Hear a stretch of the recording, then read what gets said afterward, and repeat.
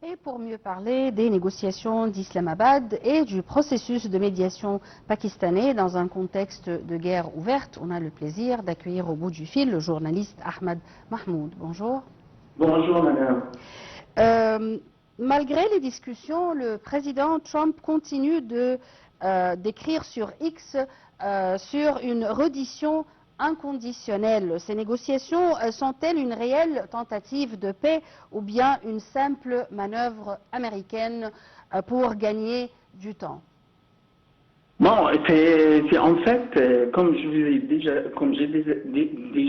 dit dans une autre intervention, je pense que quand même la politique américaine est très pragmatique. Normalement, ils cherchent tout le temps à trouver un moyen de sortir de la crise, même si ils utilisent l'OTAN, mais ils utilisent les négociations, quoi que ce soit. Mais à mon avis, et il y a toujours une but américaine qu'ils vont le réaliser, peut-être aujourd'hui, peut-être dans une époque, par exemple. Allô? Allô? Oui, Oui. vous avez entendu ce que j'ai dit? Oui. Alors, Washington exige la réouverture totale du détroit d'Ormuz avant toute levée des sanctions. Est-ce que c'est réaliste d'attendre de Téhéran qu'il lâche son levier de pression principal sans obtenir des garanties économiques préalables?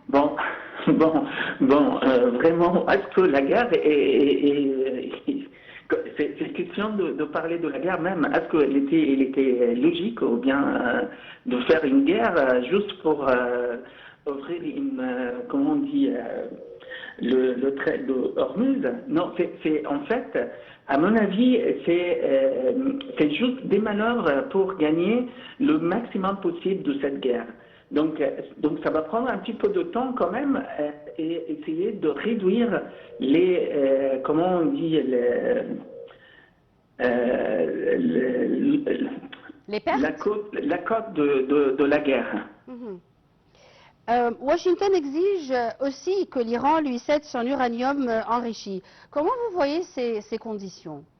Je crois que cette question de l'uranium, c'est une question de souveraineté. Est-ce que l'Iran est capable, non même accepte, mais même capable d'accepter ça?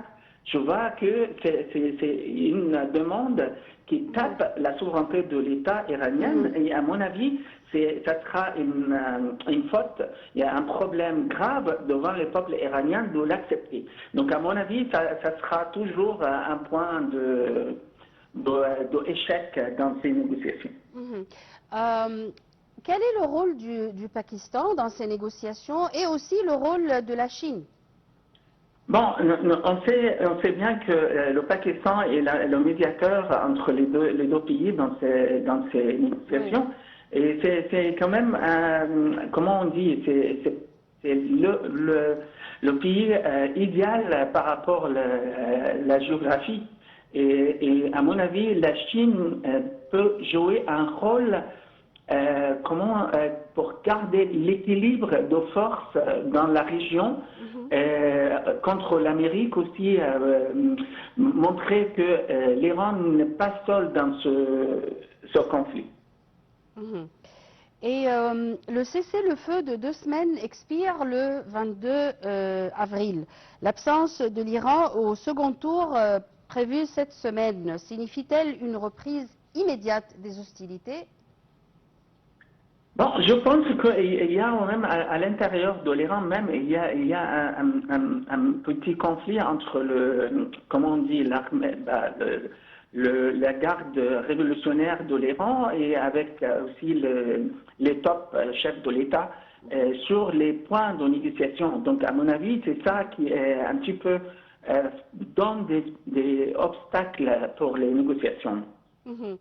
Et est-ce qu'on est devant un scénario de conflit contrôlé ou bien on doit s'attendre à une escalade plus forte?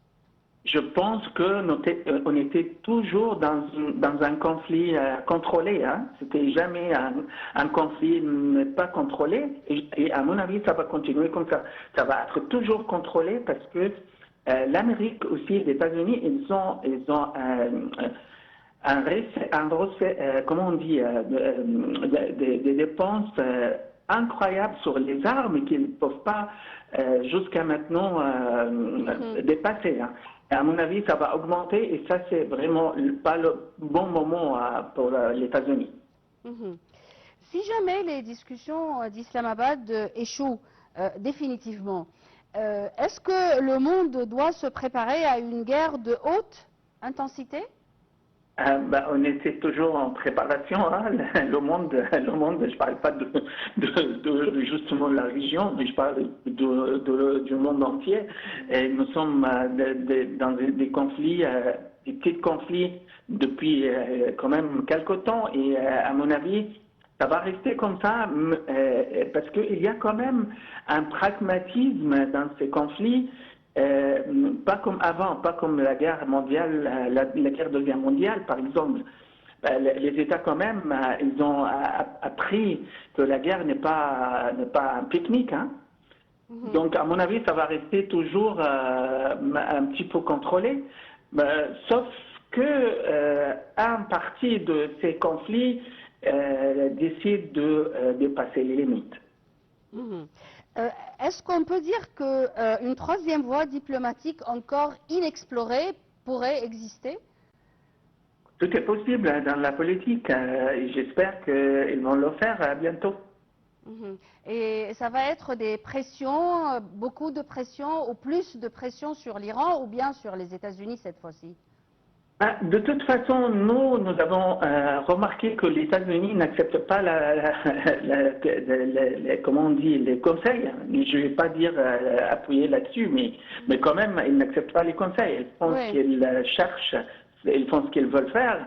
Mais à mon avis, appuyer sur l'Iran, pourquoi est-ce qu'ils ont quelque chose de plus à perdre? Ils sont dans un siège. Et ils sont sous attaque, il n'y a rien d'appuyer. Hein. La région est bien coincée, le monde entier est bien coincé maintenant entre deux crises, la crise irano-américaine et la crise libano-israélienne. À quel point une solution à une de ces crises va aider à résoudre la deuxième? Je pense que les deux crises sont liées d'une façon à l'autre. Donc, normalement, on ne peut pas attendre qu'une crise va se régler pour l'autre. Les deux doivent se régler en même temps parce qu'ils sont vraiment liés. C'est question d'un PCO de les États-Unis pour contrôler le Moyen-Orient et aussi l'Israël. Et si on retourne au Pakistan, est-ce que le Pakistan cherche à travers ce rôle, à obtenir des concessions économiques de la part des États-Unis pour sa propre stabilité interne? Bon, tout est possible. Hein. Je ne sais pas, je ne peux pas, comment on dit, je ne peux pas répondre à la part du Pakistan. Peut-être ils ont ça dans leur but, mais peut-être pas. Peut-être juste ils cherchent la stabilité de la région autour de leur pays. Tout est possible. Et comment vous voyez le rôle de l'Égypte dans toutes ces crises qui sévissent autour de nous? Bon, je pense que l'Égypte joue un rôle très honnête, comment on dit, très clair pour terminer le conflit, pour le bénéfice de tout le monde. Ils cherchent la stabilité intégrale dans la région. Et j'espère qu'ils vont entendre quand même les conseils égyptiens dans ces conflits.